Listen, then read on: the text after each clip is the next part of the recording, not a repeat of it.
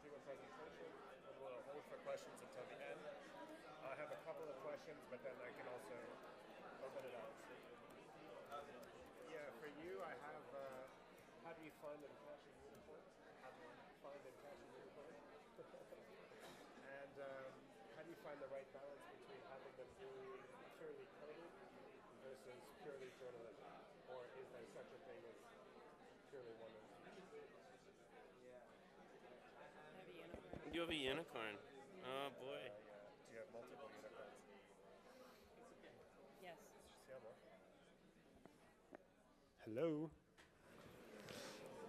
Hi, everyone. Oh, wow. I'm Garrett Goodman. Thanks all for coming. Thanks to everybody for experiencing this amazing day with us here. I think that we got very lucky with the weather. If anybody was here last year, you remember it wasn't quite this nice. So if it's your first year, enjoy it. Thanks to Chris and Ariana for having us. And I'll start by introducing the panel. Then we'll go through some quick presentations. We'll hold the questions until the end. And then we'll have the questions. So get ready. First of all, you should probably have an idea of what we're talking about when we talk about unicorns. It's in the title of the panel. We kind of have defined unicorns as these rare, magical creatures that live in the newsroom at the intersection of coding and journalism. So we have a pretty impressive panel here. To my left, we have Jackie Mayer, who is a real-life unicorn. She is an interactive journalist at the BBC. She was on Aaron Pilhofer's team at the New York Times. She's going to tell us a little bit about her journey, her path to where she is now at the BBC, what it takes to be a unicorn today, and also what that means in the newsroom. And then next to her, we have Aaron Pilhofer, who was formerly of the New York Times and is now executive editor of digital at The Guardian. If you look at the media organizations where he's worked at, you can see they're pretty much leading in the digital space. And then you look at the roles that he had at these news organizations, you can see that he was pretty much at the cutting edge of the cutting edge. So he's going to show us some of his favorite projects in the interactive space and tell us a bit about what it takes to build that kind of team. And then we have John Crowley, who's the digital editor for Europe at the Wall Street Journal.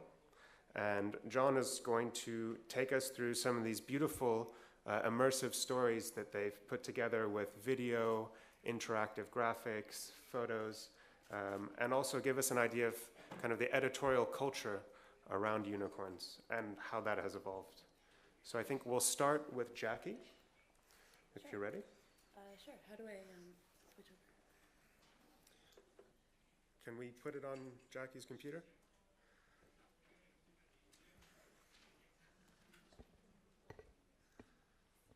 Bear with us a second. Do I have to do something?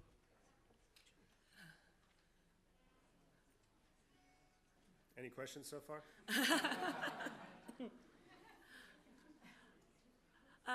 Yeah. So while we're waiting, I can just start. So I thought that you might be interested in how I got to be an interactive journalist at the BBC. My story, like all good stories, I think, starts in Queens, New York. That's where I'm from, and I grew up there. Growing up, I wanted to be a writer. Specifically, I wanted to be a poet. Oh, there we go. Good. So anyway, as all good stories, they start in Queens. How does a unicorn come into being? So I wanted to be a poet.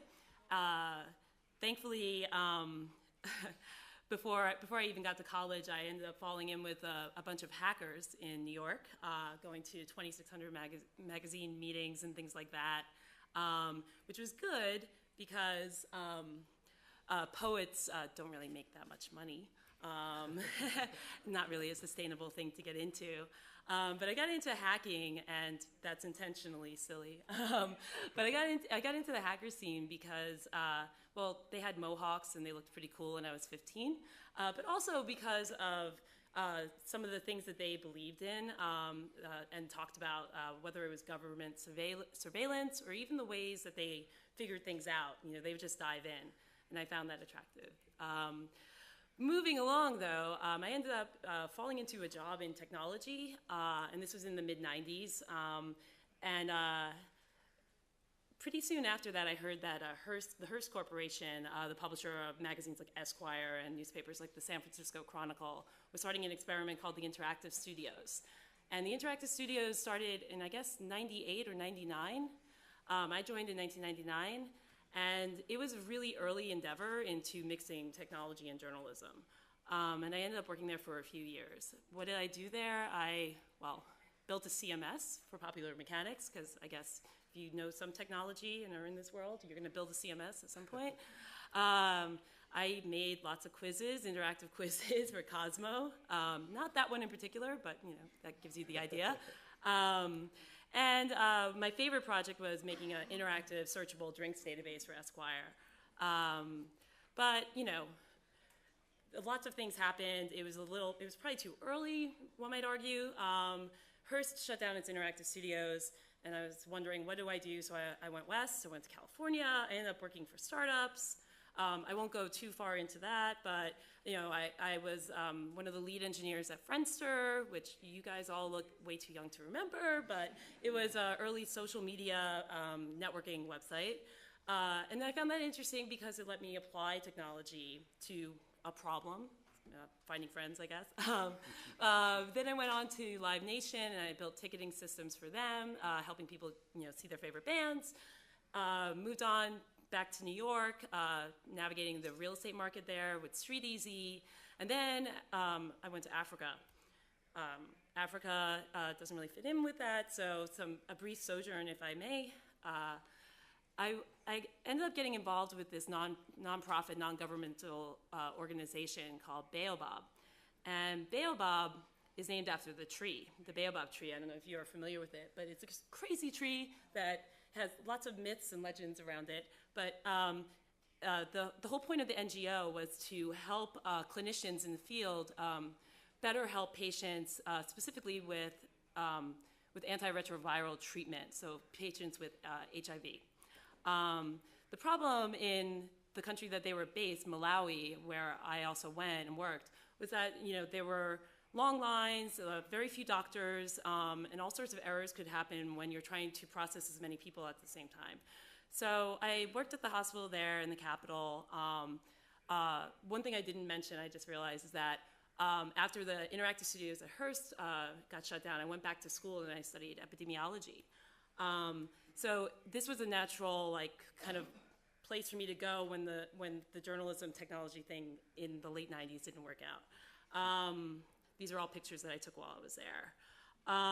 But moving right along, after I spent time in Africa, I ended up coming back to New York, and I had a friend who had started a job the previous year on a new team at the New York Times, a paper that I grew up reading.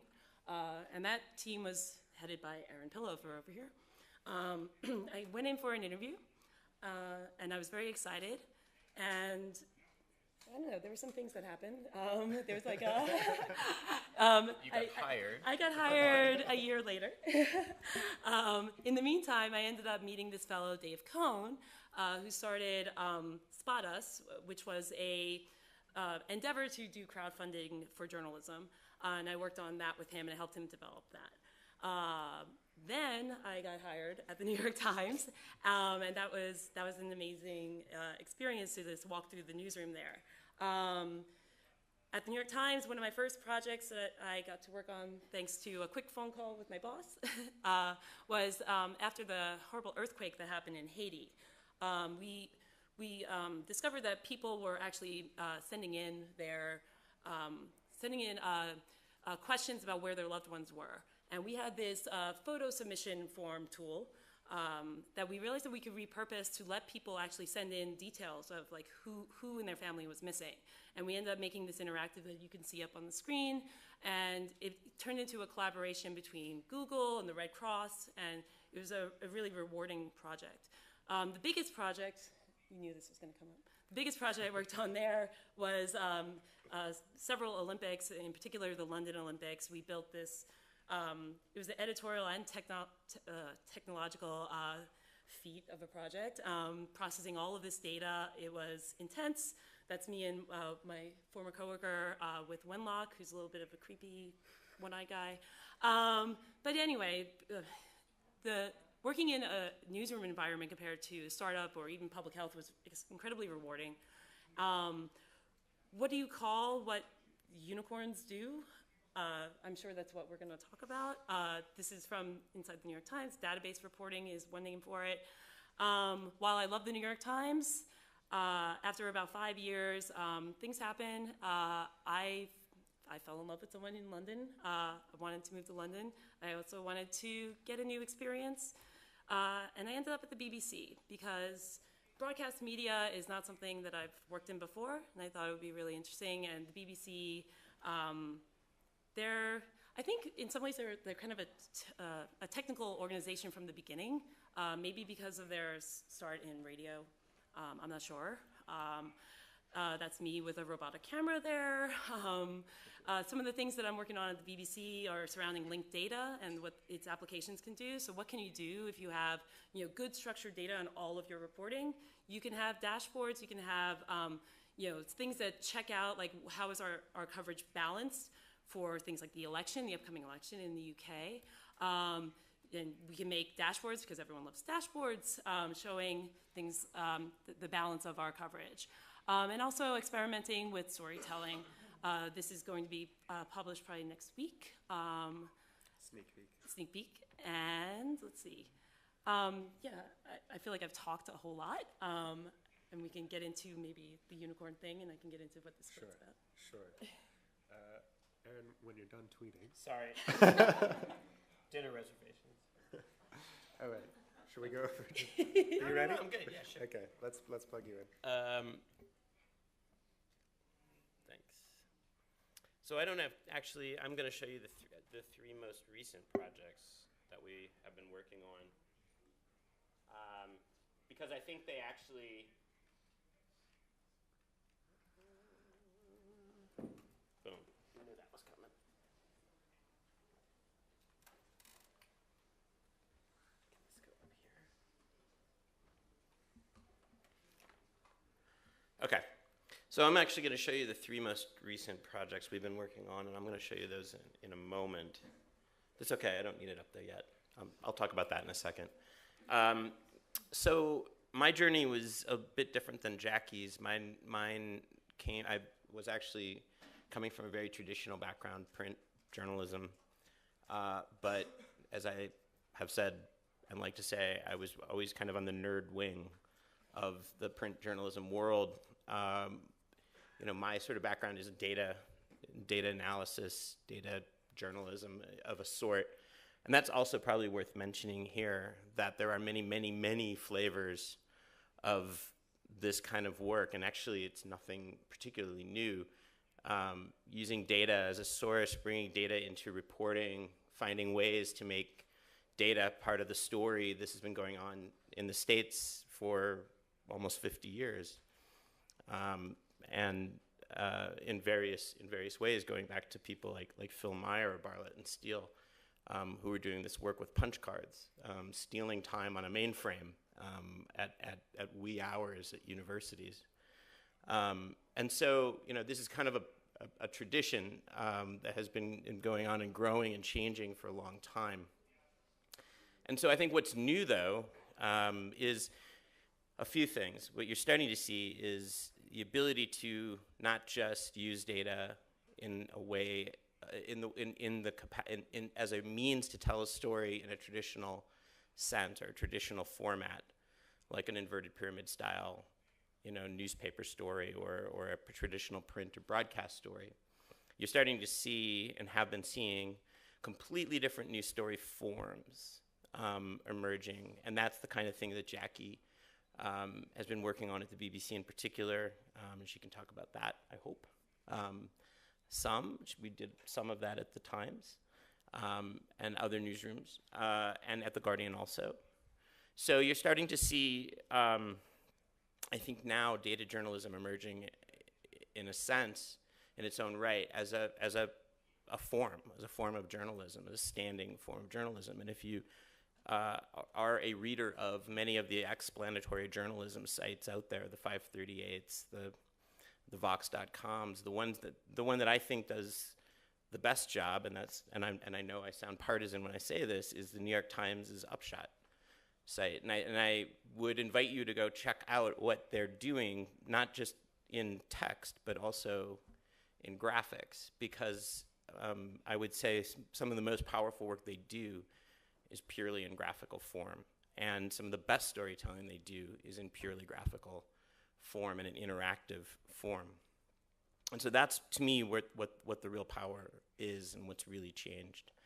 Part and parcel, then, is if you want to tell those kinds of stories, you have to have people in a storytelling capacity who are both journalists but also capable of producing this kind of work. And that means changing the definition of who a journalist is and bringing new kinds of skills into the newsroom.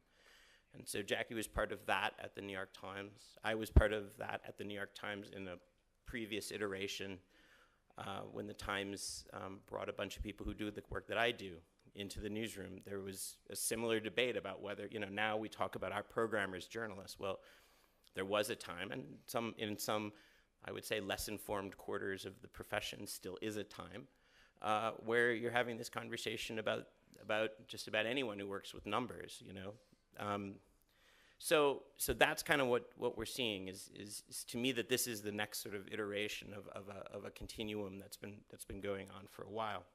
And so why I'm showing you these three pieces, one of which has not yet been published, I might add, is that I think it shows exactly why and what we're trying to accomplish and why. So this looks pretty straightforward, right? This is just a piece we published, this was March 24th. Immigration, obviously a huge issue in the UK. It's a piece where the sides of the debate tend to be, the loudest discussants tend to be the politicians, tend to come from the polls. You rarely hear voices of immigrants themselves. And we wanted to do something that brings those voices into the discussion. This wasn't, by the way, this came to us from a couple of really amazing journalists on the comment side. Rosie Swash was the editor who ran this. And what she wanted to do was produce a piece of journalism that was made of the voices of immigrants and not reported through journalists. And so we've done this kind of thing before. I mean, this is, the Times, we produced lots and lots of these kinds of pieces where there might be an image and there might be a story that goes with that, and you might want to click through, read the story, and it just becomes this kind of beautiful sort of combination of text and imagery, but created entirely by readers, edited by us, selected by us, but created entirely by readers. And so this looks very simple, but it's actually, there's a lot going on in the back here. This is a template. This is something that we can use over and over and over again, and we don't have to lay out what you see up there by hand. You can see some of the images are portraits, some are landscape, some are this wide, some are that wide, but they all kind of line up. How does that happen? That is not unicorn magic. That's a technology problem, right? But in service of a storytelling end, a journalistic end. Why do we have some that are text? Well, some have images, some don't. How do we address that? That's a style problem. That's also a technology problem. But again, toward a journalistic end. And so this is a device, now we built this for this project, but this is a template that we can use over and over and over again for these kinds of journalism projects. It's nothing fancy, it's nothing complicated, but I'll tell you, if you don't have people in your newsroom who can look at an API look at something and say, how do we solve this problem? How do we create something where we take the photos and we can see, oh, this is a landscape, that's a portrait, we have room for this many. How do we lay them all out and get them all in there so everything lines up and it looks right? Well, then it is a problem that's almost unsolvable, right? Then it is magic. This is our polling projection. This is kind of our all things polling page for the Guardian for the current election. And here, you can see pretty much everything you want to know. The goal here, the goal here wasn't to just produce, actually this. At the bottom is the thing that we were least interested in doing, which is just a sort of a daily kind of, here's the latest poll, here's the second latest poll, and on and on and on, just this long list of polls. Because people just get overwhelmed with this stuff. I know I do. You see poll after poll after poll, one's up, next day they're down, next day they're up again. What does it all mean? Well, that's why we wanted to start with this. We wanted to start with, what does it actually mean? If the election were held today based on an average of polls, what is the likely makeup of Parliament? What would it be? And so that changes. We wanted to show some sort of a change. And so you can see that here, these little spark lines, which are kind of nice. So you can see over time how that's gone up and down. It gives you a sense of sort of the longitudinal story. And here you can see, again, kind of graphically represented the poll of polls with the rolling average going across. And this is important because it helps readers in a couple of different ways. Oh, and then most importantly, you can see, fine, so party X is up, party Y is down, but what does that actually mean? You can't just tell you they're up or down. It's a zero-sum game. So gains from one party means losses from another. So where is Labor gaining? Where are Conservatives gaining? These are two different things. So here you can see Labor is gaining primarily from Lib Dems, but mostly from the Conservatives, which is important. Here, the Conservatives are gaining where they are gaining. They're only gaining from Lib Dems, who are currently part of their coalition. So the difference there is pretty key. That means that since they're already a coalition with Lib Dems, that means it's effectively not a gain at all, in a sense, and whereas this is. And we wanted to sort of, ooh, sorry about that. I'm not a pro. We wanted to kind of show that in a graphical way to provide that kind of context for readers. So this is the sort of thing, and it looks beautiful and it looks amazing and all that, but if you don't have people on staff who can think through this problem and show this in a way that takes something that we think we all understand, we all think we understand what a poll is and what it means, but we really don't, because a single poll is sort of not really the relevant. What's relevant is sort of the aggregate. What is directionally what's going on?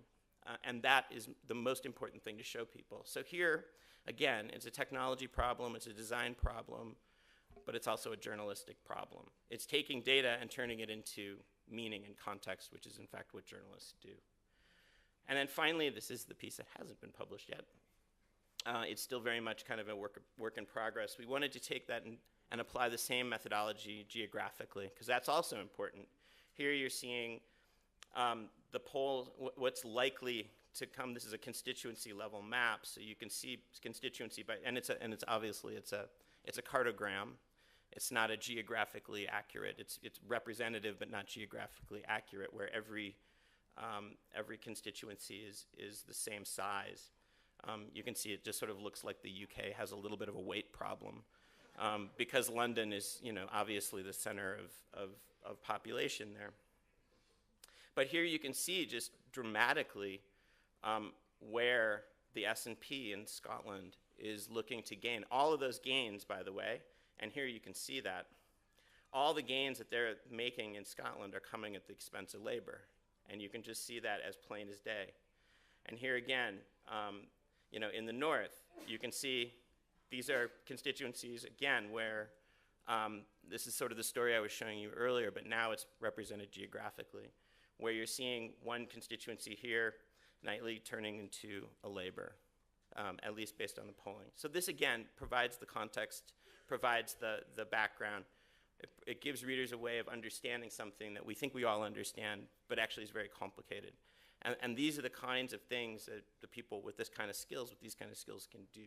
And if your newsroom doesn't have them, then, like I said, then it does become more a question of magic than of actual journalism and storytelling, which is really what it's all about.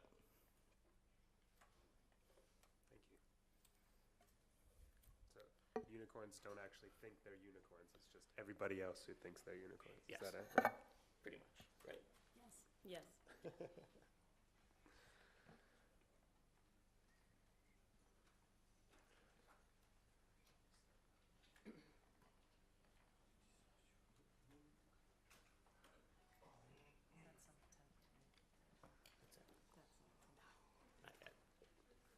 While we're getting set up, Jackie, let me ask you a question. Sure. What is the difference between working in the interactive team at a place that has a print legacy versus a broadcast legacy, or is there a difference? I'm not sure if there's an explicit difference just because of having a print legacy versus a broadcast media legacy. So far in my experience, and I've only been at my current job with the BBC for 3 months, but in my experience, if you have a legacy, you're going to have a legacy, whether it's television, radio, or print. And if you're held, held back in some way by the legacy system, whether or not you are intending to keep continuing with it, you're going to be held back. So there are differences between, at least in my experience, between an organization like the BBC and some of the newspapers or magazines or print media that I've worked at. And I don't know if this is unique to the BBC or not, but so far it seems that people are, the people I work with, whatever their actual role is, are a lot more comfortable with technology. And that might be, or at least more comfortable than some of the people when I first started working in print media were comfortable with tech. And my guess is that it's because organization like the BBC, it has always been a bit of an engineering sort of technology company. It's innovated with radio and television all the way through. So, and I'm hoping that they'll continue doing that in the digital space. Hopefully you're helping too. Well, we'll see. John, let's go over to you. I know you guys have done some really beautiful work, and I'm excited to have you show it to us and also talk us through it. So go ahead. Sure, thank you. Like many of you in here, I've started out from a print background. I've been at the Wall Street Journal for 4 years now in London. That was 2 years after kind of the digital hub in Europe was founded, so we're a little bit behind kind of our American colleagues in New York about kind of the projects that we're trying to do. But what we found over the last 18 months working with so-called unicorns, there's amazing kind of things that we can achieve. Only last year we had kind of one coder basically in London. We now have 3 because we've realized how important it is to kind of bring more on board. And there's another person who's undergoing a transformation into a unicorn as well. So we will soon have 4. The question I wanted to pose to people is over the last 6 months, the biggest stories of the last 6 months, what's the most memorable thing that you can recall from it? Charlie Hebdo, for me, the most memorable, it was an awful thing, but the most memorable thing that I can recall was the execution of the Muslim police officer, Ahmed Merabit, which was captured on video and uploaded to Facebook. He kind of gave his life protecting an organization that ridiculed his religion. That was the strongest thing for me. No one had heard of Adnan Syed until 6 months ago. How did that come about? That came through a podcast. The most memorable thing is, it wasn't a text article that I read about that in. The most memorable thing for me is Sarah Koenig's voice inside my head, basically. We talk about dwell time, on articles. Well, that was a dwell time of about 10 hours on a story. So, if only we could have that.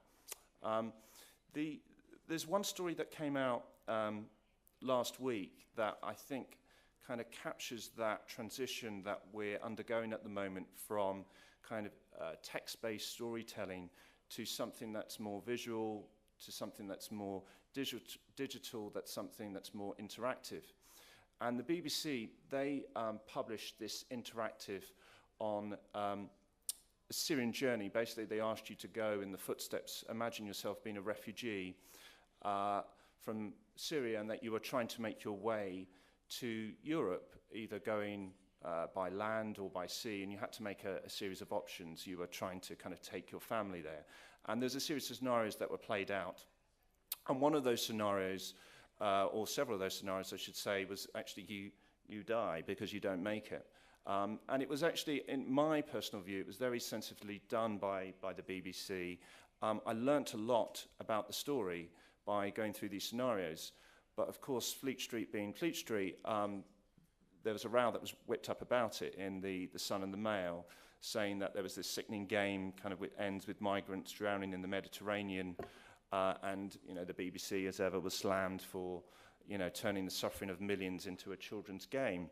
Okay, and there was a response actually in the Guardian. There was this quote that really struck me from Janet Jones. She's a professor in journalism at the London South Bank University, and she said, the idea that in the future news will be played rather than read is quite hard for some people to think about.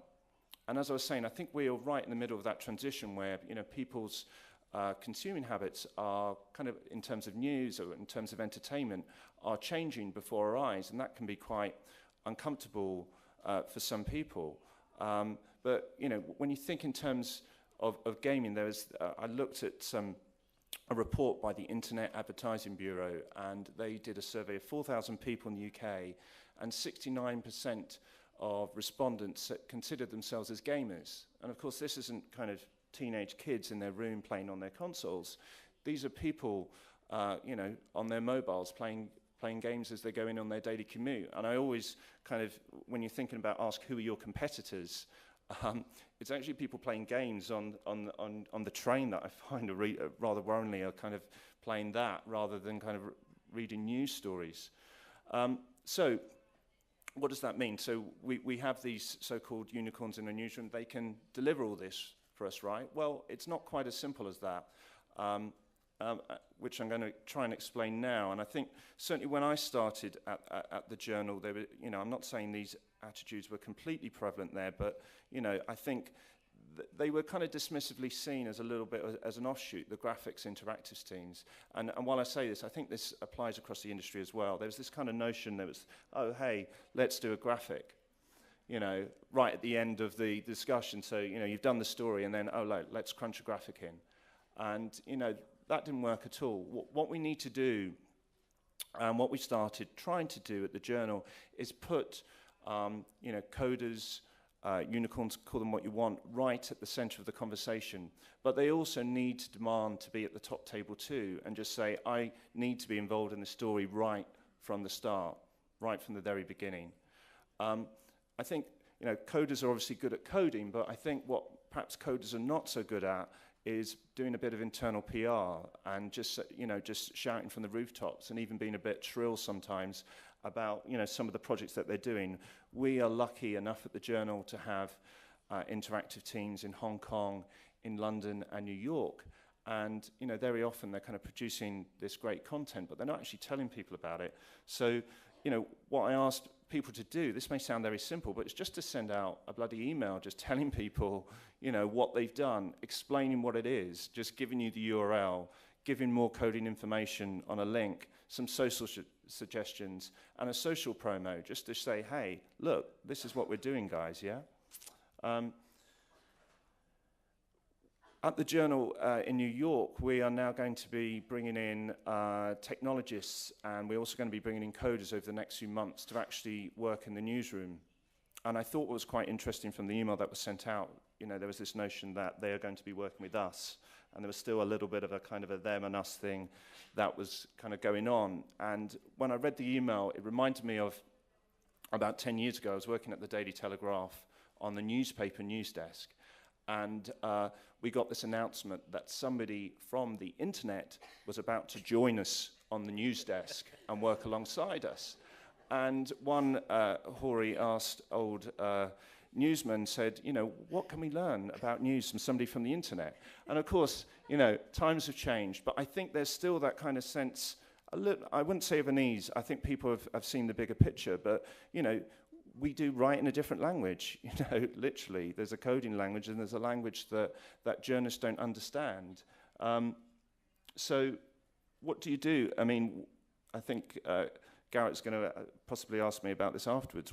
Where do you know, what's the natural habitat for a unicorn? Where do you find them? So, you know, you look to journalism schools, and I think traditionally they've been good at kind of teaching you how to write and to edit video, and I think they're getting better, but I think there's a bit of a catch-up being played there. There's not such a long tradition in coding there. And also that kind of notion that the, you know, data visualization doesn't fit in with the traditional newsroom model, you know, going back to, you know, coders perhaps being shy about saying what good work they are doing. Traditional newsroom reporters, you know, they speak in kind of scoops and exclusives. You know, we need to kind of find a way to integrate unicorns into the newsroom a lot better. So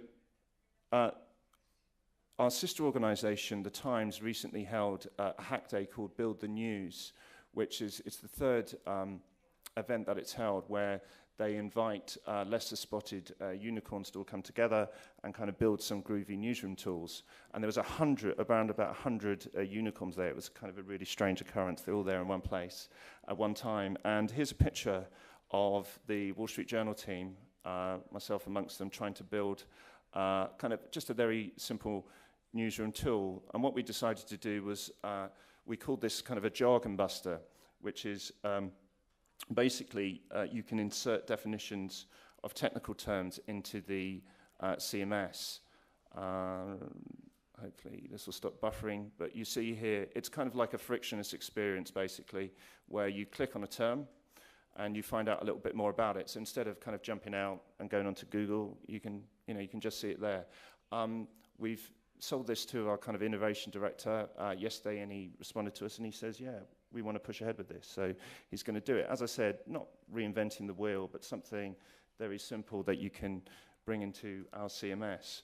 One of our unicorns, who's actually taken the logo as well for his meetup, he's formed a group called Journal Coders, and they've held about 3 or 4 meetups, and the last meetup was at the BBC, where they were just showing journalists who were interested, you know, what is an API about, and you know, they did one-on-ones with people and just took them through it, which I thought was very good. Let me take you through now some of the work that our people have done over the last 18 months. This interactive was about a Greek rapper called Pavlos Physsas, who was stabbed to death by Golden Dawn, right-wing Golden Dawn activists. You just go through. Our reporter was handed this kind of illegible police kind of chart of the phone calls and texts that took place on the night of his murder. And basically these were calls from the hierarchy from Golden Dawn, just giving the green light for the murder to happen. As you can see, I mean, you can't make head nor tail of this, and neither could the reporter. And Jovi Juan, our graphics director, who'd recently just started, just said, well, look, send me all the details over, and I'll have a look at it. And what he managed to do was build in Illustrator just a timeline of the phone calls that took place in the night. You see the white line denotes the time of his death at 12:13, where he was fatally stabbed, but you see the yellow lines denoting the calls that took place between the main assailants. And what was revolutionary for us, certainly in London, was that the data viz was a starting point for us. We wouldn't have had a story without it. That was the story. So we wrote a text story off the back of it, but we built an interactive where we built a narrative in terms of slideshows, in terms of video, explaining who Golden Dawn was, how they polled. You know, recently this year they came 3rd in the Greek elections, so they're not just a fringe organization. So emboldened by this, we decided to look at kind of other projects that we could turn our gaze onto. And last year was the 100th anniversary of the outbreak of World War I. And rather stupidly, we thought, let's do 100 legacies from World War I. That will be easy, won't it? And it was a 6-month undertaking, which I worked on a team with about 8 people, which kind of drove us slightly bonkers, but we're very proud of what we came out with. This was built on a JavaScript library called Isotope. It's basically, it's in a kind of a card format. And behind all these pictures are 44,000 words. It's a kind of a small novel, but you wouldn't get that from looking at it. We atomized the content. So I'm just going to play a little bit of some of the stuff we did. We covered everything from Dadaism to I've had a mind blank, but we've covered everything. Countries that were kind of formed from it, old empires that fell, kind of breakthroughs in literature and culture, and you could vote for it as well. And here's a video that we did. The First World War made Hitler possible. The First World War gave him a purpose, an aim, a commitment, and subsequently a mission.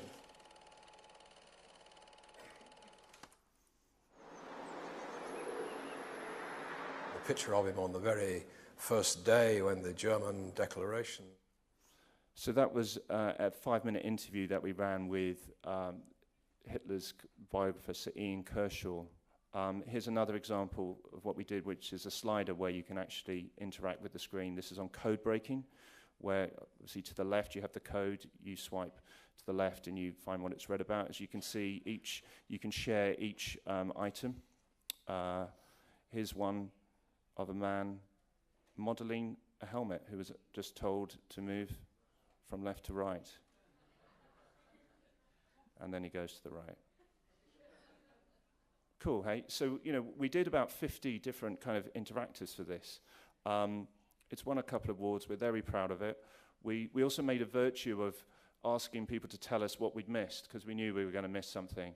And then we published them.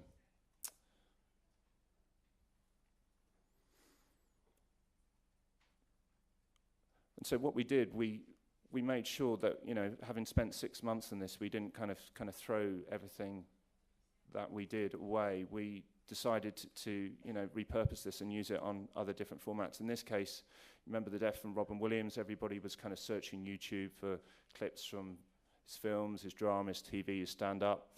We just embedded a load of YouTube clips and put them all together in one place. Another example that we did, which is more core to the Wall Street Journal, is a business story about the LIBOR scandal, which is basically the fiddling of the interbank loan rate by traders all around the world. $5 billion in fines have been levied on banks and institutions for what they did. And the numbers of people and institutions involved were myriad. It was a kind of a spider's web. So, hey, we decided to create basically a spider's web on it, basically, where you could click on each individual and organization and see how they were connected to it. This is built on D3, Mike Bostock's D3, which you guys obviously recognize. But again, you can manipulate the graphic yourself. You talk about reader engagement, you can kind of drag it across the screen, and if you bank with RBS, you don't know how therapeutic it is dragging RBS across the screen. Moving on, here's something more kind of diurnal. We didn't have basically a map graphic that kind of did us justice, and one of our unicorns, Mr. Elliot Bentley again, decided to design a new map. And this is a map that I built in 60 seconds, basically. And I think that's important too, that you have unicorns who are kind of building all these big kind of interactive graphics, but there's also kind of tools that they can build that can be rolled out to the newsroom that everyone can use. So you're not always going up to the desk and going, hey, can you create something? I don't know how to do it. So this is, it's a really simple piece of work. I think, it's built on the front, it drags in pictures from Leaflet, and I think there's a lovely kind of back end which is really simple that even dunces like me can use. Here's something that we published yesterday on the UK election. We're talking about gamifying, trying to get people to interact with things. Here you can kind of choose a party and see how they match up with kind of a partner, the Conservatives and SNP. That is not going to happen, clearly. But Labour and SNP, hey, there's more of a possibility that it can happen. And this is kind of aimed at our kind of American cousins, trying to demystify the election coalition shake-up that's going to happen. So in terms of takeaways, I mean, what works for us? Well, matrix management, getting journalists, like in the case with Marcus Walker, who worked on the Golden Dawn thing, he had the knowledge in his head. He didn't know how to display it. It's just linking him up with somebody who can kind of unlock it.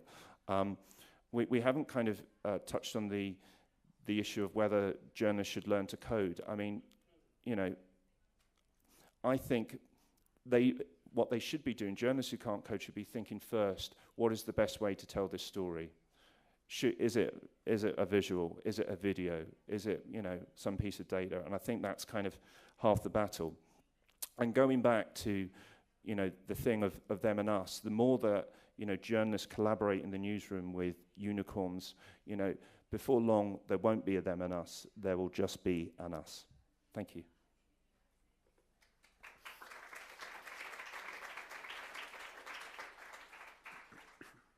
I think what you said at the end there was very interesting. You touched on this fact that actually unicorns are not, you call them what you want, but we'll call them unicorns for the panel, are not only building things that are external, you know, facing the reader, but also they're building tools to empower the newsroom, to empower journalists to tell their stories in new ways.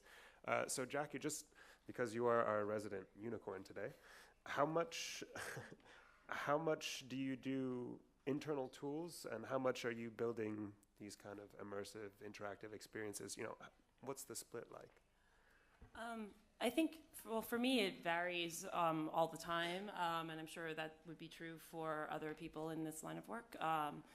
Currently, most of my work, I'd say, is internal facing, not in the realm of storytelling. I have one project that is digital visual storytelling that will be published like pretty soon, probably next week. But for the most part, I find it more.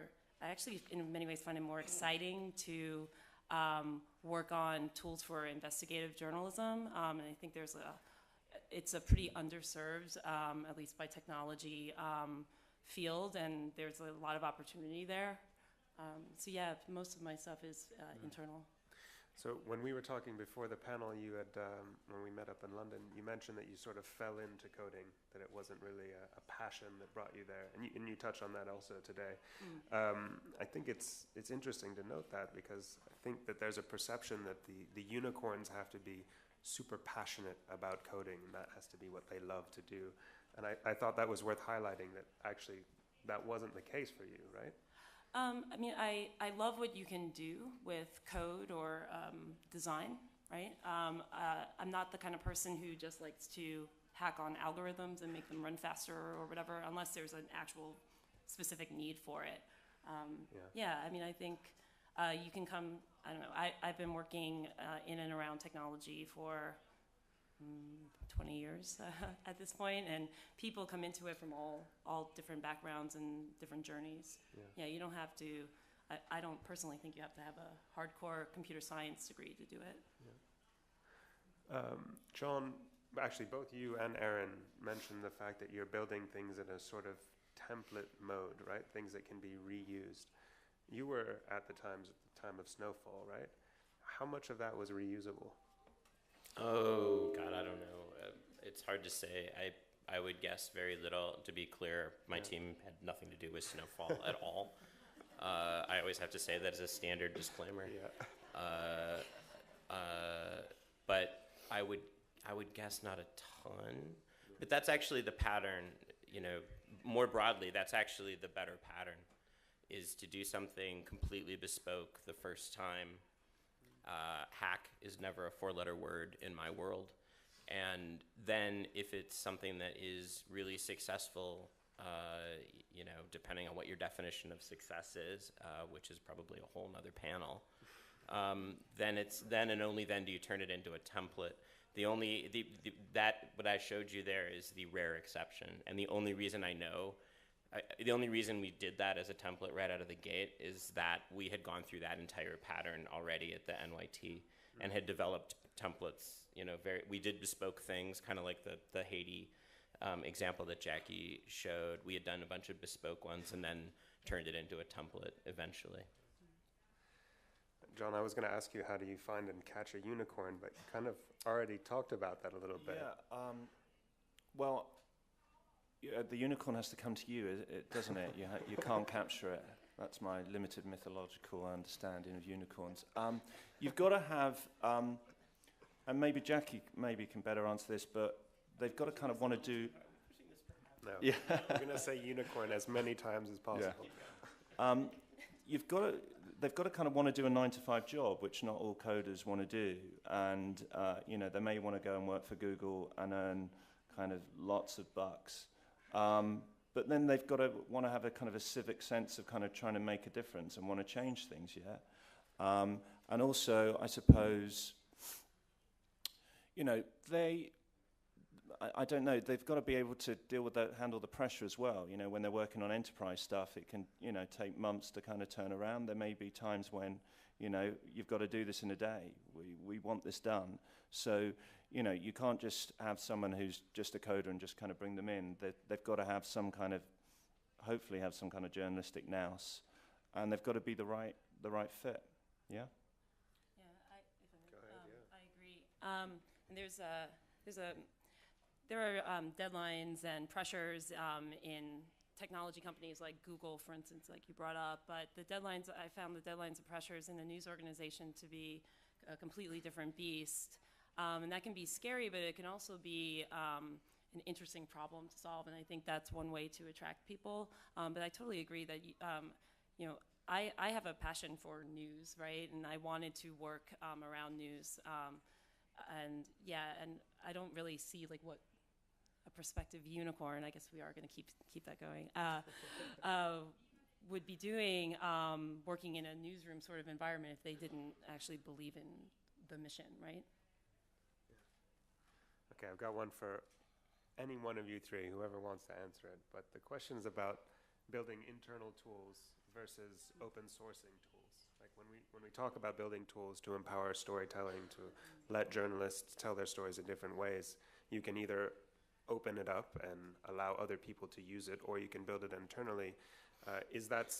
What's best and why? Who wants it? Yeah, so I'll start anyway. So at the Times, we did a number of projects that ended up being open source. Not everything. In fact, I would say the vast majority of what we did not. And there's usually good reason for that. It just doesn't make a good open source project. It's just not something that has broad application. The Guardian, I think, just in terms of what it is and its tradition of open journalism and all the rest is, I think actually if you were going to look at this on a continuum, I would say that Guardian sort of defaults open unless it should be closed versus defaulting closed unless it should be opened at the Times. And that's not a criticism of either approach. There's a lot of quote-unquote open source code on the Guardian's GitHub right now that hasn't been touched by a non-Guardian employee and probably never will. So, I think there are projects that have come out of newsrooms that have been really, really successful, some of which have come out of the New York Times, some of which have come out of the Guardian, some of which have come out of related organizations, but I don't know that open sourcing in and of itself is the goal. I think sharing code, sharing experiences, the map tool that you're talking about, we're working on one right now, which is ridiculous, that we're working on the exact same tool. And we're doing it because it's a problem that every newsroom faces. And so, is it going to be open source by any chance? Not to put you on the spot or anything. Yeah, it is. Yeah? Yeah? Awesome. I have a question for both of you. It seems to me that the tide is changing a bit as far as news organizations open sourcing. Do you feel that way? It feels like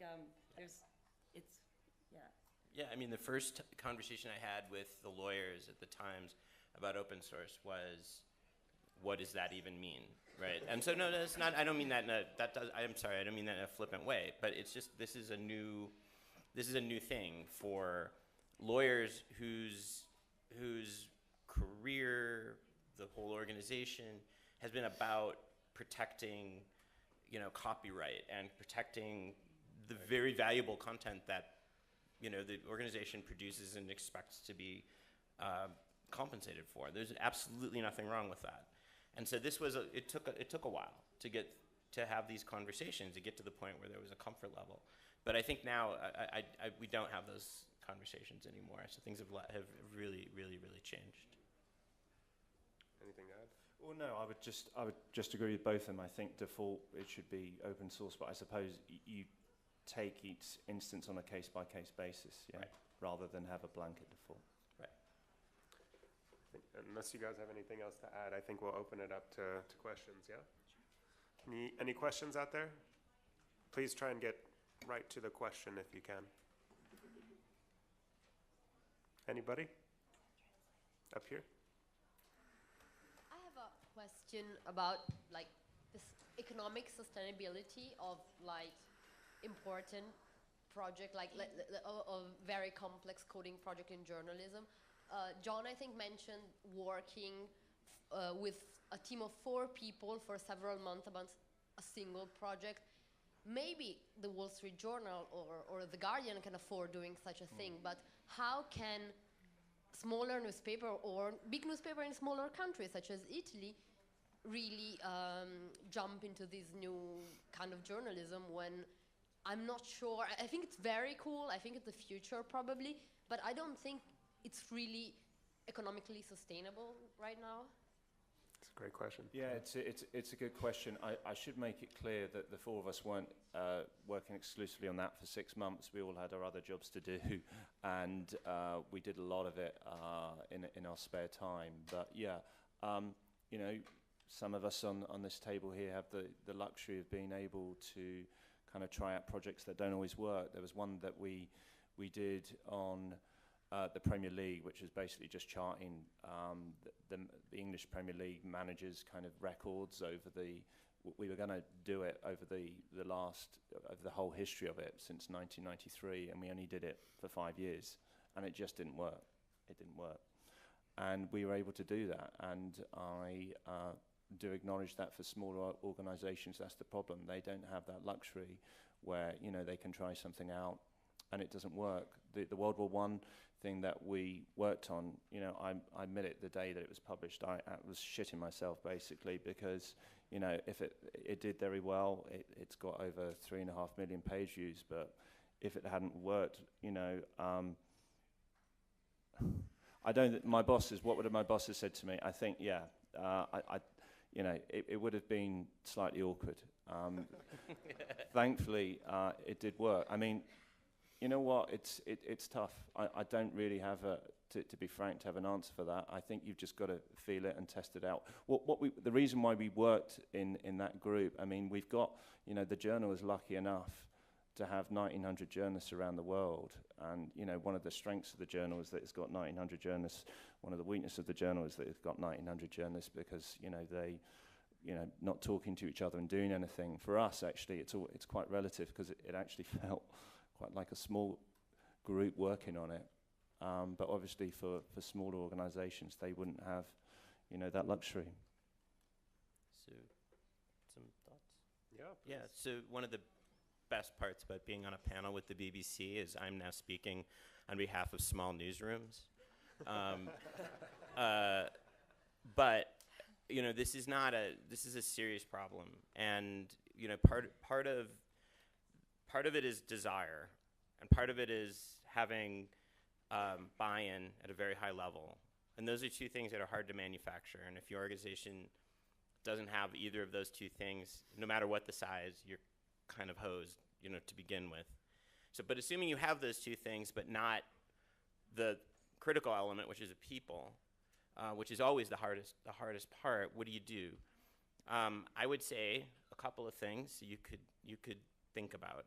There are innumerable places out there now where you can get training, free, cheap, online, Code Academy, all, IRE, NICAR. I mean, you name it. There are more resources out there now, free resources, than ever before. The tools are improving by the day. When we first started doing this stuff at the NYT, I don't know, 10 years ago now, it was scary because we were running servers and databases and all of this stuff to do these sort of deep dynamic things.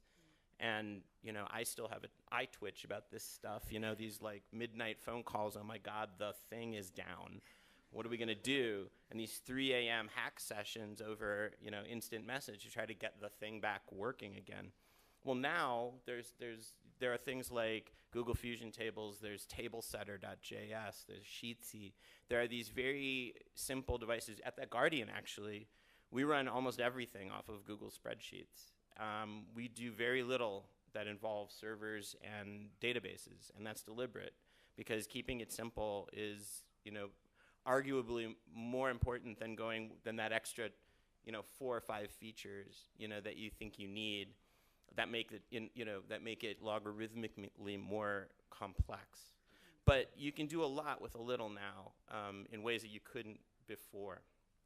And then I guess the last thing I would say is look in your own organization, but outside the newsroom. Some of the most amazing people I've worked with, had the privilege to work with, came from the technology side, the technology shop, the IT department, whatever you want to call it, of my own organization.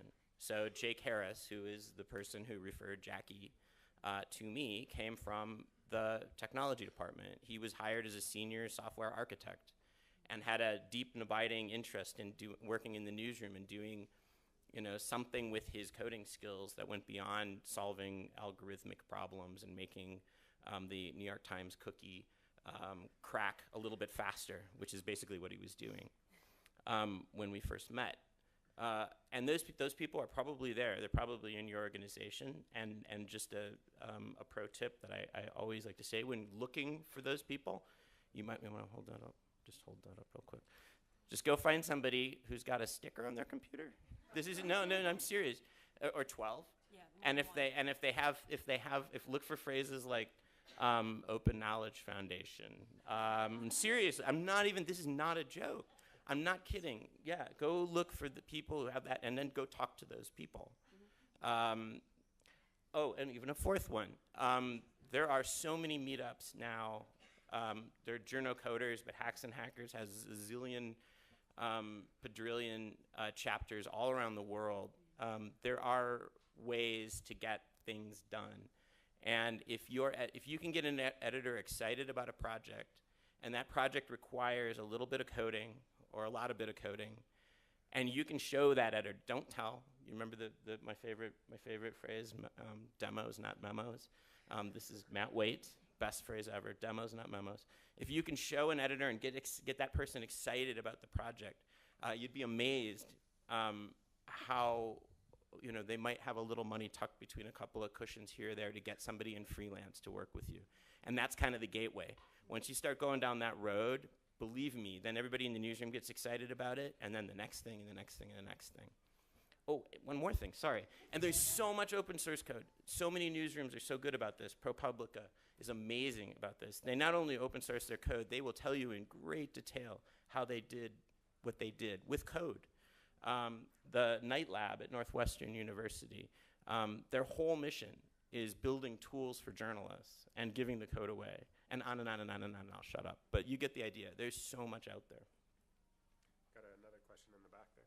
Hi, I'm Zara from, I work with School of Data from the Open Knowledge Foundation, so thanks for that. You're welcome. I was wondering if there's any link between the labels that you use to describe the unicorns and the success you've had with integrating them into the culture, because you've all used very different terms in talking about them: journo coders, hackers, civic hackers, technologists, interactive journalists. Are there any kind of common terms that seem to resonate a lot with journalists in newsrooms? Editors? Go, Jackie. Well, I can take a pass at this if I may. I seem to remember a blog post that my then boss wrote about just the struggle, and I think it is a bit of a struggle to come up with a good title for someone who's in the newsroom and also doing technology. And I think, you know, you've just named a series of different terms, and we could go on and on. I don't know if there are any that have been more successful across the board. I know that when I was at the New York Times, we tried sticking closer to the editorial sort of job titles. We also tried, you know, coming up with new ones that involve technology in some way. I don't know what it's like at the Journal. Well, I think the end game for this is that we don't actually put kind of terms on people and they just become part of the newsroom, and we don't have to describe them differently and kind of get all het up about it. You know, you have a picture editor, you have a journalist, I don't know, whatever, you know, we're probably not going to take the term unicorn and start, hey, you unicorn. We're not going to start running with that one, but I think, yeah, the end game is that they just become part of the team, and, you know, we don't stress out that much about it. Other questions? Hi, I have been asked to stand up. I'm not just stand up. I'm Alistair Reid from journalism.co.uk. To what degree 50-50, 40-60, if that's an accurate way to look at it, is it a technological tools question or a mindset issue of approaching online digital journalism in an active, engaging way beyond just the kind of passive, what you read, what you watch, what you listen, that it used to be? Is it technical and mindset, and how does that come into it, would you say?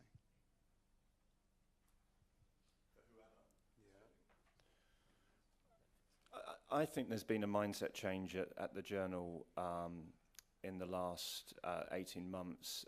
You know, we actually did declare, like lots of other organisations, that we're going kind of digital first, but then you've kind of got to walk it as well as talk it. I feel that there's been a change. I think this new announcement last week that we're going to be bringing in, you know, a team of whatever you want to call it into the newsroom will change things. How that's going to work, I don't know. But with our speaking from our small team in London, you know, they are fully integrated now into our newsroom. So I think in terms of, you know, a cultural resistance thing, I think we've overcome that hump. I mean, I definitely think that the mindset is more important. And I think it's really more about being open to collaboration, being open to not pigeonholing people. You know, a reporter, you know, I wouldn't say that every reporter needs to learn how to code, but if a reporter wants to learn how to code and wants to put together a graph, you should, you know, try to be receptive to that. Other questions? Yep. Yeah, hi, I'm Danya, I'm a student of journalism. How big is the work field for this? Like a general newsroom for average company, say how many of these actual unicorns would they be needing? Like how big is this workspace? How many would they be? How many would be they need? How many would they be needing? All of them, in my opinion. I mean, really, I don't know that there's. I don't know that there's a hard ceiling on it. And let's look at this from a bigger picture. I mean, we are all organizationally making this transition together, right? Where the mindset question isn't just, can we do better online graphics and interactives? It's, how do we approach these new media in ways that are, you know, smarter, better, and potentially can result in a better business model, a sustainable business model? And that's a big question, obviously. But the answer, which we do not know, but I can tell you this, it certainly involves more people who know how to make the internet, and not fewer. I think that's clear. So how big is the actual market right now? I really don't know. It's bigger, it's much bigger, orders of magnitude bigger than it was a decade ago, and I would guess that it's probably going to increase, you know, on a sort of logarithmic scale for the next 10 years, or until we're all out of business, I suppose. But you know, I can name, you know, I can't now name all of the teams in all the newsrooms in, let's just say, the U.S. I could have named all of them. In fact, I could have, itemized them on one hand 10 years ago, and that's changed a lot. So, I don't know. It's the biggest logjam in our newsroom at the moment, the fact that we don't have enough coders. We go out and we say, hey, guys, look, we're doing all these groovy things, come to us for ideas. And now at the moment, they are kind of slightly overwhelmed. I think there's a cultural thing as well. Say we lose kind of an all markets reporter. That reporter is replaced immediately. Perhaps with the coders/unicorns that we have, there isn't that feeling that's come in yet that, look, we need to get a replacement in straight away. We need more people. And actually, there's one thing I forgot to mention about the mapping tool. At the Wall Street Journal, we have 2 cartographers, 2 print cartographers. I mean, what a luxury that is to have. But, when we were kind of trying to build that tool, I said to Elliot, you've got to speak to these cartographers and kind of get buy-in for that. Because, don't seek repentance after. There's some cases where, you kind of just go and do it. And then you kind of take the crap afterwards. But in that case, we had buy-in from people. But I think that just shows we have 2 cartographers at the organisation, and there's an argument to be had. We need exponentially more coders than that. At the moment in London, we don't have. I know we are looking for more at the moment, and that is where we are going to be hiring people. That it's been identified as the crunch point where we need to hire. Anybody else? Yep.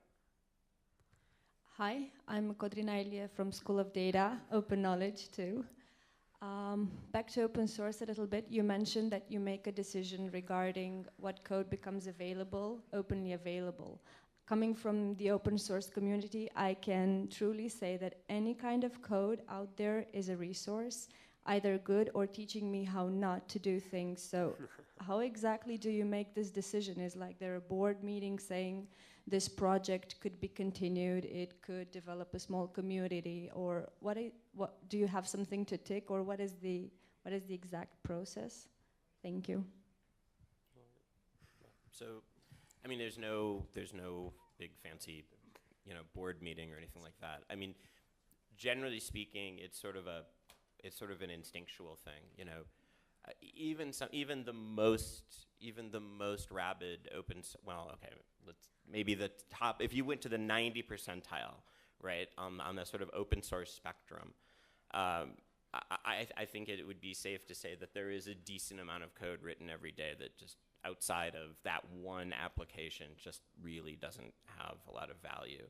And that's the stuff that we generally won't open source. But go look at The Guardian. I mean, darn near every keystroke that comes out of the broader technology team ends up on GitHub, and most of that ends up ultimately being open sourced.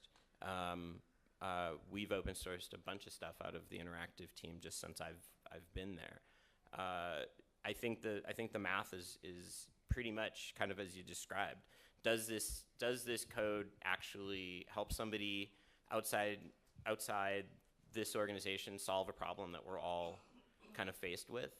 And if so, then let's open source it and go from there. Even if it's a tiny little thing or a library or something like that. But there's not an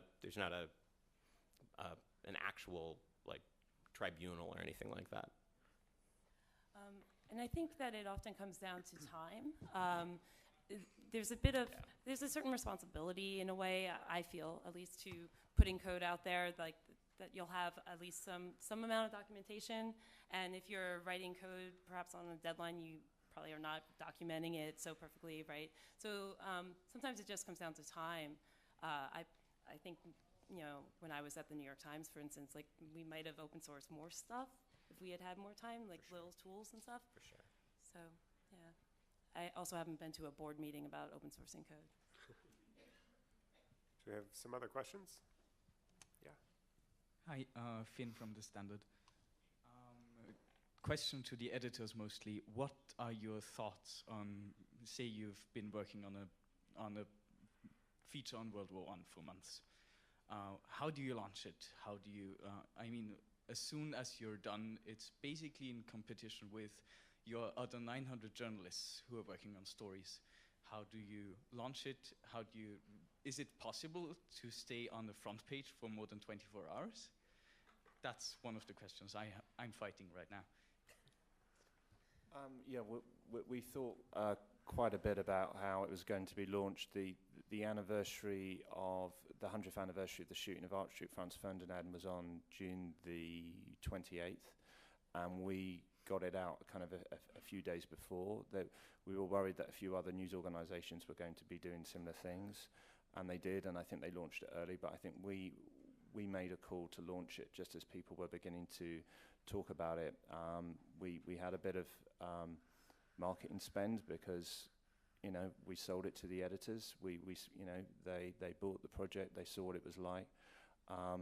You know, we thought very deeply about how it was going to be shared on social. As I said, each one of those things you could kind of share one of those individually as well. So actually, you know, a lot of our traffic didn't just come to the homepage. It was people just sharing one item out, and that was the beauty of the 100 Legacies, was there was something there for everyone.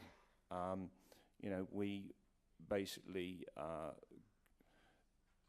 made people keep it on the homepage, on the US homepage, for a long time. We said, look, we've put so much effort. It was kind of difficult for us because we were doing it from London. So we kind of had, the way that we got buy-in from New York was to get kind of New York editors involved.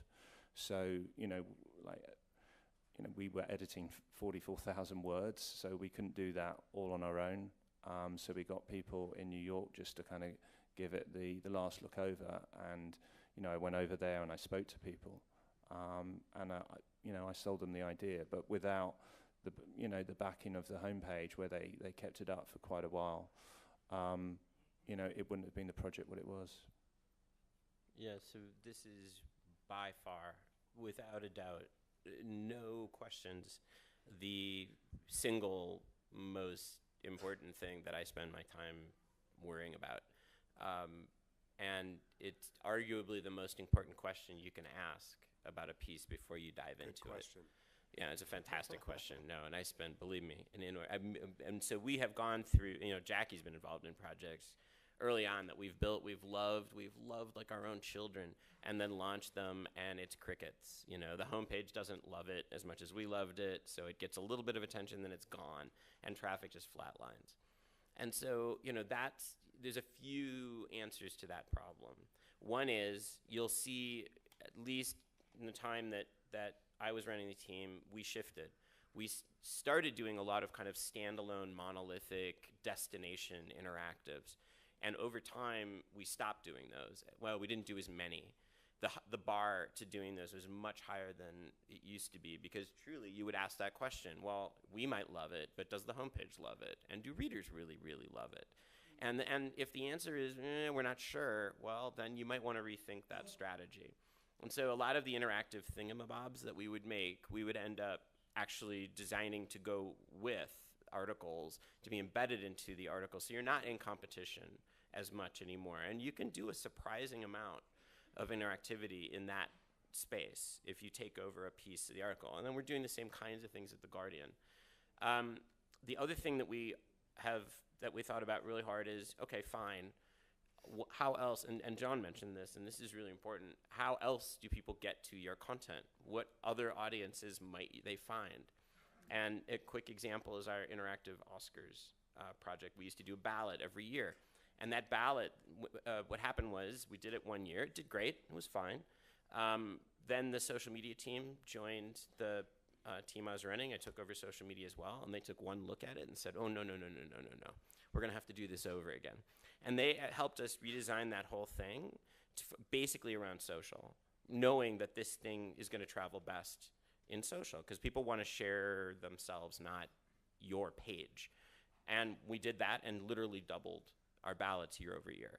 And you would see during these 3 weeks when nobody cares about the Oscars, it's between the week of the Oscars themselves and the week that the nominations come out, we did like 10x more ballots submitted during those 3 weeks, just year over year. It was staggering. And the percentage coming from social. And then, by the way, the same thing happened when we made the ballot mobile friendly, when you could start actually doing a ballot on your phone. When we did that, we saw, again, an order of magnitude increase. And so we do a lot more that actually we have sort of social. We started thinking actually social is our sort of other front page. So we started doing a lot more that was sort of oriented to social, less so in competition. How do you convince your homepage? I mean, John answered it totally. You got to get them on board. You got to get the people who are going to make those decisions on board and make this part of the coverage and not sort of an additional third, fourth, fifth, or God forbid, sixth wheel, because then it's dead in the water. So, you know, a great example of that I had nothing to do with was, I think, the NSA Decoded project, which if you haven't seen it, you can Google the heck out of it. You'll find it. It's really beautiful. It's a beautiful combination of text and video and images and interactive, and it became the story. So Ewan McCaskill, who's the reporter on that, was totally bought in and was thrilled to be working, you know, a fairly old school journalist, but thrilled to be working on this project that ended up being this very kind of unique, I think, very innovative way of telling a story. And so ultimately those, you know, his 6,000 words became 4,000 words and a lot of video and a lot of interactive, but it became one piece. And that obviously did really, really well. So, I mean, this is, as I said, this is the thing that I could talk about this for an hour, I won't, but this is the thing that actually is one of the hardest problems that we face. One other thing from the World War I example that I kind of touched upon as well, where we, you know, with all these lists where you kind of say with the top 100 things, the top 100 best guitar players, whatever, and you say, I can't believe, you know, you didn't have so-and-so on it. As I said, we turned it on its head and made a virtue of saying, what have we missed? And that kind of built up a conversation with our readers. We were thinking about doing hashtags and whatnot, and it was like, no, it's not going to we didn't think that was going to work. So actually, we started a kind of a conversation kind of with the reader. We also ran a quiz as well to kind of test yourself on kind of some of the knowledge. We had it actually checked by historians just to make sure everything was right, and we got hundreds of responses from people. Some of that were not all that sensible, but we got some really good examples, and we ran five or six of them, and that conversational gambit actually worked for us. It was just making me think about this sort of coming at my experiences in the startup side and a lot in technology for media, and I was thinking about this sort of lean startup methodology, the idea where you build a minimum viable product, you expose it to users, you gather feedback, and then you iterate, right? You build better and better versions of that. And I was thinking about it in the interactive teams. I imagine at the beginning it was kind of like spend 6 months building something and then release it, and crickets might happen, right? So how much of a role does experimentation play in the actual development of that final piece for you in The Guardian? So for us, I think let's just go down the table. So for us, we do a lot of user testing. In fact, for elections, before we put a finger to a keyboard, we did about 2.5 months of intense UX work. We did focus groups, we did surveys. We wanted to know what people really wanted and what they valued. And you would think around something like an elections that the answers would be obvious and you just know. Well, it turns out actually we didn't just know. There were things we didn't do as a result of that. There are interactives we totally changed because of that research. That was really valuable. Yeah. We don't do as much, I would say, iterative. Journalism doesn't often lend itself to iteration, unfortunately. It's more of a big bang kind of an industry, unfortunately. So you can iterate around the edges. You can iterate around templates. You can iterate around ideas. You can iterate around interfaces and things like that. It's hard. It's not quite the same as launching a single product and then iterating. Well, I'm part of a group called the News Lab, so you could say that's all we do is experiment, right? But I think it's really important to iterate and to take notice of what the response is, and make changes, given the caveats that Aaron just ran. one thing that I find like pretty exciting about where I'm working now is that they just launched this platform called BBC Taster. And the whole idea of this platform, and it's not a labs or even necessarily R&D project, it's for the entire organization to try out new things, and it has analytics built into it with the idea of trying something out just quickly and then measuring how successful, which again is another panel, I guess, but just trying things out, and then if they're successful, to iterate on them and push them forward. Yeah, we need to do more kind of UX work. We didn't do that for World War One. It was very small groups that we kind of tested with, basically journalistic colleagues. So that is something we can definitely learn from. I think we'll take, by the way, I can't believe we made it to an hour and a half. I think we'll take one more question and then wrap it up. Yeah, go ahead. I can believe you. Hi, and I'm sorry for my English. Do you know how many unicorn are in Italy? Should I just answer for us? No. We know a few, a couple in this room even. Maybe we could take one more question.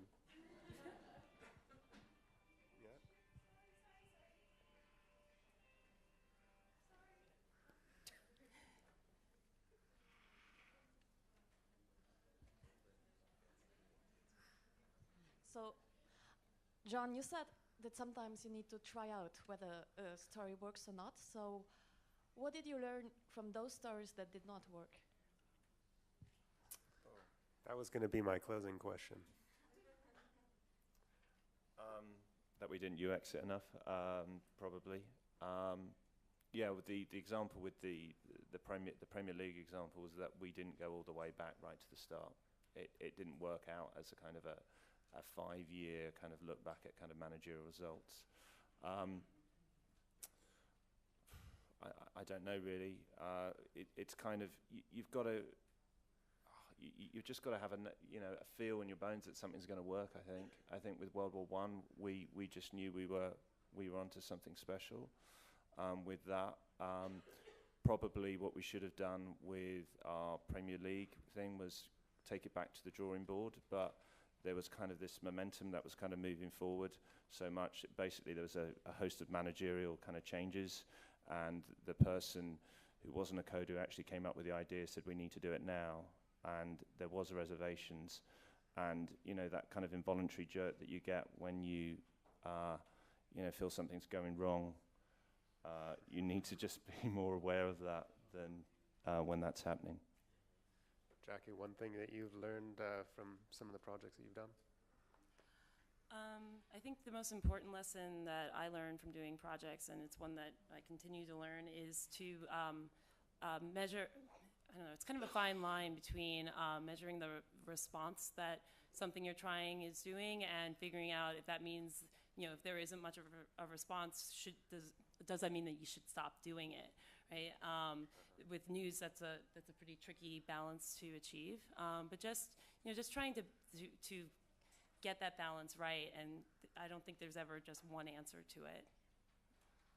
Yeah, so I mean, I mentioned one thing. I think sort of related, just test, and that's not a guarantee of success either. By the way, I mean, you can do all the user testing in the world and think you've got it solved, and Silicon Valley is littered with dead startups that thought they had the perfect product and the market and everything else. So you will fail as often as you succeed, unfortunately. You just don't want your bosses to see the failures. So that's the key. All right. John, Aaron, Jackie, thank you very much. And I think that's it. We can all go get a drink.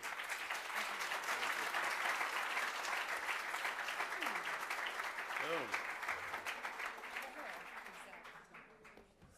7. Boom. How the hell did you stretch it out? I don't know. It's warm in here, huh? Yeah. So I'll intro and then introduce all three of you. You guys will each do a presentation, and we'll hold for questions until the end. I have a couple of questions, but then I can also open it up. Yeah, for you, I have you find and catch a unicorn?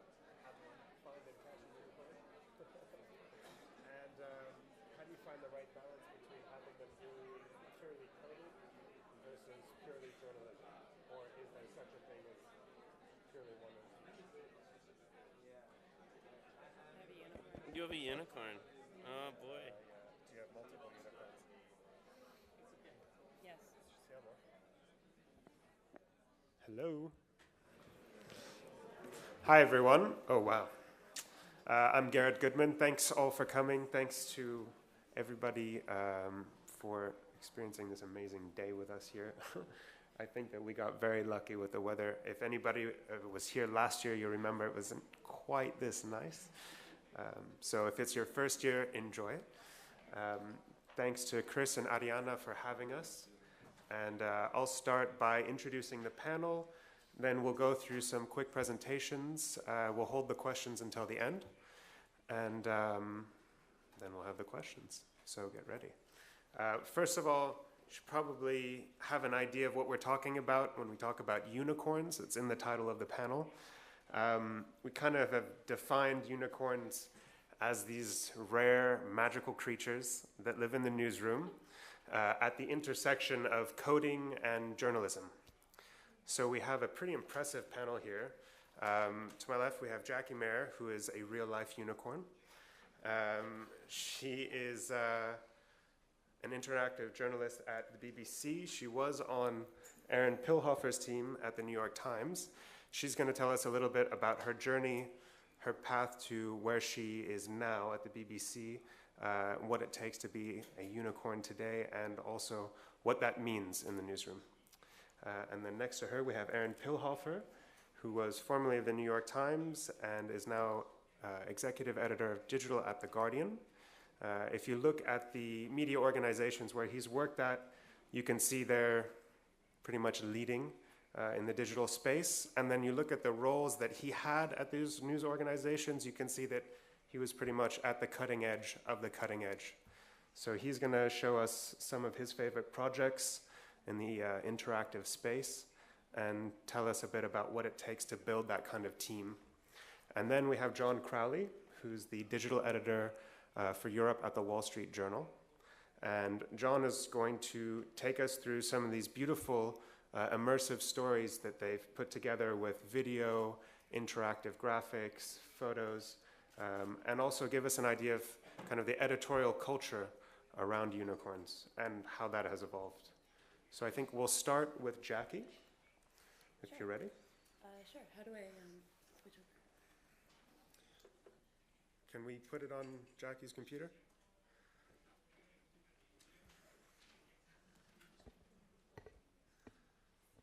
Bear with us a second. Do I have to do something?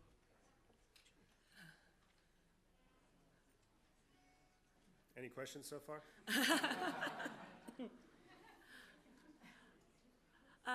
Yeah. So while we're waiting, I can just start. So I thought that you might be interested in how I got to be an interactive journalist at the BBC.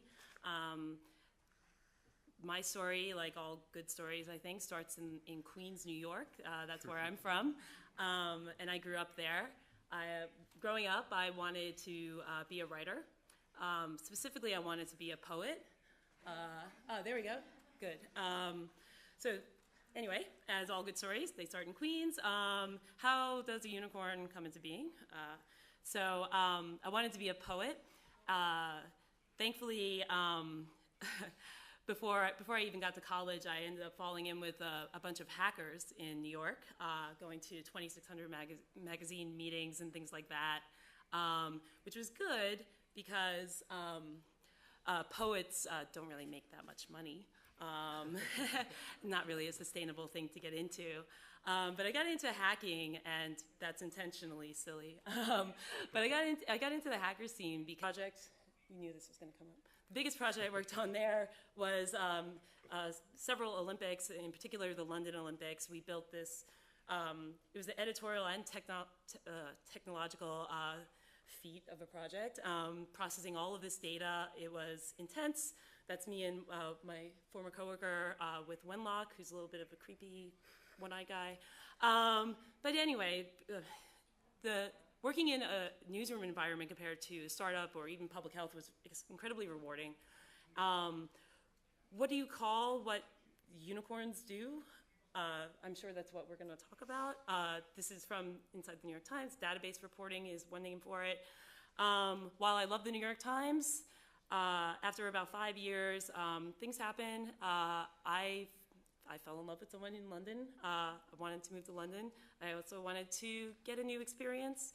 And I ended up at the BBC because broadcast media is not something that I've worked in before, and I thought it would be really interesting. And the BBC, I think in some ways they're kind of a technical organization from the beginning, maybe because of their start in radio. I'm not sure. That's me with a robotic camera there. Some of the things that I'm working on at the BBC are surrounding linked data and what its applications can do. So what can you do if you have good structured data on all of your reporting? You can have dashboards. You can have things that check out like how is our coverage balanced for things like the election, the upcoming election in the UK. And we can make dashboards because everyone loves dashboards, showing things, the balance of our coverage. And also experimenting with storytelling. This is going to be published probably next week. Sneak peek. And let's see. I feel like I've talked a whole lot. And we can get into maybe the unicorn thing, and I can get into what this book's about. Sure. Aaron, when you're done tweeting. Sorry. Dinner reservations. All right. Should we go? Are you ready? I'm good. Yeah, sure. Okay. Let's plug you in. Thanks. So I don't have actually. I'm going to show you the three most recent projects that we have been working on. The whole point of the NGO was to help clinicians in the field better help patients, specifically with antiretroviral treatment, so patients with HIV. The problem in the country that they were based, Malawi, where I also went and worked, was that there were long lines, very few doctors, and all sorts of errors could happen when you're trying to process as many people at the same time. So I worked at the hospital there in the capital. One thing I didn't mention, I just realized, is that after the interactive studios at Hearst got shut down, I went back to school and I studied epidemiology. So this was a natural, kind of place for me to go when the journalism technology thing in the late 90s didn't work out. These are all pictures that I took while I was there. But moving right along, after I spent time in Africa, I ended up coming back to New York, and I had a friend who had started a job the previous year on a new team at the New York Times, a paper that I grew up reading. And that team was headed by Aaron Pillover over here. I went in for an interview, and I was very excited. And I don't know, there were some things that happened. There was like a... You got hired. I got hired a year later. In the meantime, I ended up meeting this fellow, Dave Cohn, who started Spot Us, which was a endeavor to do crowdfunding for journalism. And I worked on that with him, and I helped him develop that. Then I got hired at the New York Times, and that was an amazing experience to just walk through the newsroom there. At the New York Times, one of my first projects that I got to work on, thanks to a quick phone call with my boss, was after the horrible earthquake that happened in Haiti. We discovered that people were actually sending in questions about where their loved ones were. And we had this photo submission form tool that we realized that we could repurpose to let people actually send in details of like who in their family was missing. And we ended up making this interactive that you can see up on the screen. And it turned into a collaboration between Google and the Red Cross, and it was a really rewarding project. The biggest because, well, they had mohawks and they looked pretty cool when I was 15, but also because of some of the things that they believed in and talked about, whether it was government surveillance or even the ways that they figured things out. You know, they would just dive in, and I found that attractive. Moving along, though, I ended up falling into a job in technology, and this was in the mid-90s. Pretty soon after that, I heard that the Hearst Corporation, the publisher of magazines like Esquire and newspapers like the San Francisco Chronicle, was starting an experiment called the Interactive Studios. And the Interactive Studios started in, I guess, 98 or 99. I joined in 1999, and it was a really early endeavor into mixing technology and journalism. And I ended up working there for a few years. What did I do there? I built a CMS for popular mechanics, because I guess if you know some technology and are in this world, you're going to build a CMS at some point. I made lots of quizzes, interactive quizzes for Cosmo. Not that one in particular, but you know, that gives you the idea. My favorite project was making an interactive searchable drinks database for Esquire. But you know, lots of things happened. It was probably too early, one might argue. Hearst shut down its interactive studios, and I was wondering, what do I do? So I went west, I went to California, I ended up working for startups. I won't go too far into that, but you know, I was one of the lead engineers at Friendster, which you guys all look way too young to remember, but it was an early social media networking website. And I found that interesting because it let me apply technology to a problem, finding friends, I guess. Then I went on to Live Nation, and I built ticketing systems for them, helping people, you know, see their favorite bands. Moved on back to New York, navigating the real estate market there with StreetEasy. And then I went to Africa. Africa doesn't really fit in with that, so a brief sojourn, if I may. I ended up getting involved with this non-profit, non-governmental organization called Baobab. And Baobab is named after the tree, the Baobab tree. I don't know if you're familiar with it, but it's a crazy tree that has lots of myths and legends around it. But